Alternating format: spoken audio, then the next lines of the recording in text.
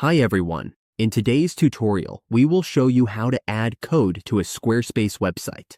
Whether we want to add custom HTML, CSS, or scripts, we can follow these simple steps to enhance our site.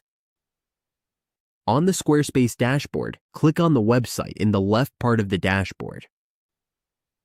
From there, click on Pages. To insert code, click on the Custom Code section. Here, we can add custom CSS. We can copy and paste our code directly here. Once we are done, we can also use code injections here. Depending on what we need, we can add code injections for the header or the footer.